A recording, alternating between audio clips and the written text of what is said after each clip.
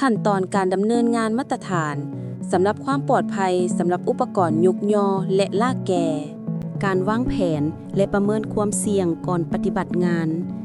วางแผนการยกกำหนดน้ำหนักขนาดและจุดศูนย์กลางของน้ำหนักเลือกอุปกรณ์ที่ถูกต้องซึ่งมีค่า SWL ที่เหมาะสมกับน้ำหนักและรูปแบบการมัดตัวอย่างว่ามุมของสายหัดที่แตกต่างกันจะลดความสามารถในการยก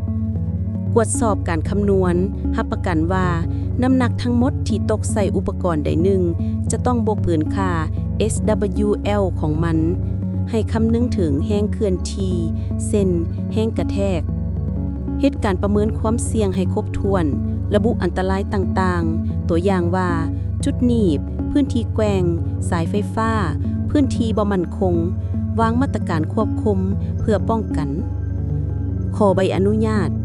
ถ้ากฎระเบียบของสถานที่กำหนดต้องขอใบอนุญาตเฮ็ดเวียกตัวอย่างว่าสำหรับการยกสิ่งของขึ้นสูง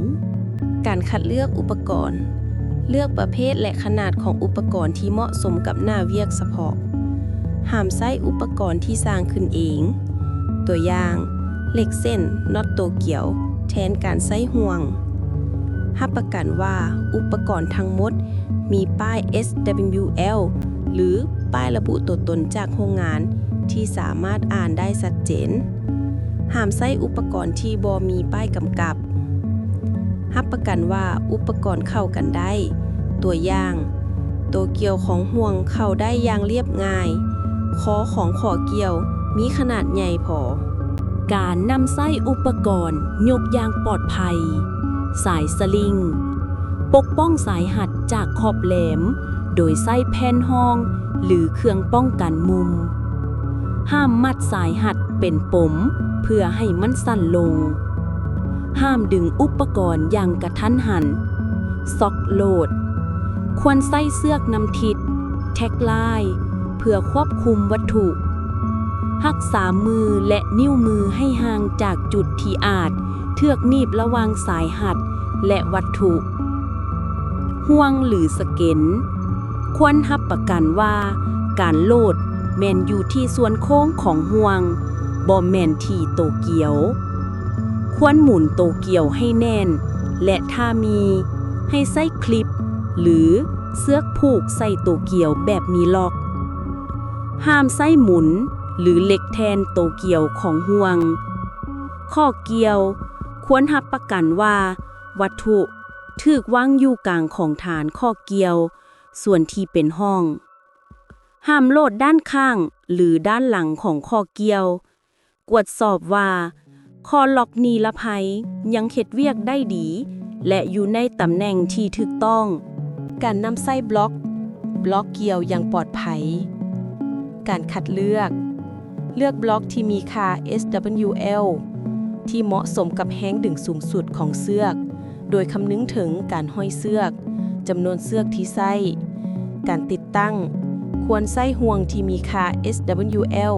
เท่ากับหรือหลายกว่าบล็อกจากนั้นนำห่วงไปต่อใส่กับจุดหยุดที่ได้รับการยั่งยืนและมีค่าความสามารถที่เหมาะสมห้ามต่อบล็อกผ่านข้อเกี่ยวของมันโดยกงเพราะมันสามารถเฮ็ดให้เกิดการหลุดด้านข้างและเกิดความเสียหายได้รับประกันว่าบล็อกถูกจัดให้ซื้อกับทิศทางการดึงเพื่อป้องกันบ่ให้เสือกเสียดสีกับด้านข้างของล้อการปฏิบัติงานรักษาทุกคนให้อยู่ห่างจากแนวการดึงและตัวบล็อกเองห้ามย่างข้ามเสือกที่ตึงหรือยืนอยู่ใกล้บล็อกที่กำลังเฮ็ดเวียกรับประกันว่าเสือกได้ถูกไม้ใส่ดรัมของวินอย่างถูกต้องหลังการนำไส้และการเก็บรักษากวดกาอุปกรณ์อีกเทื่อหนึ่งในขณะที่กำลังเก็บเมียนทำความสะอาดอุปกรณ์ถ้าจำเป็นกำจัดขี้ฝุ่นน้ำมันและอื่นๆเก็บรักษาอุปกรณ์ไว้ในพื้นที่ที่กำหนดไว้สะอาดแห้งและปลอดภัยม้วนสายหัดและเสือกให้เป็นระเบียบห้อยมันไว้ถ้าเป็นไปได้เพื่อป้องกันความเสียหายห้ามทิ่มหรือโยนอุปกรณ์การกวดกาเป็นระยะโดยบุคคลที่มีความสามารถดำเนินการทุกๆ3 เดือนทุกๆปีหรือตามคำแนะนำของผู้ผลิต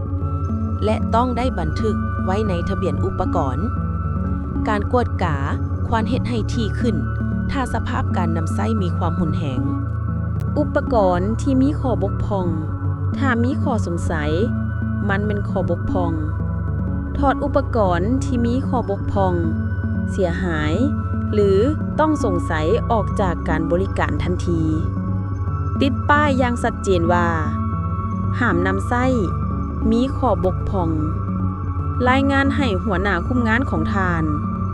จัดการส่งไปซ่อมแปลงโดยหัวหน่วยที่มีคุณสมบัติหรือทำลายถิ่มเพื่อป้องกันบ่ให้นำมาใช้ได้อีก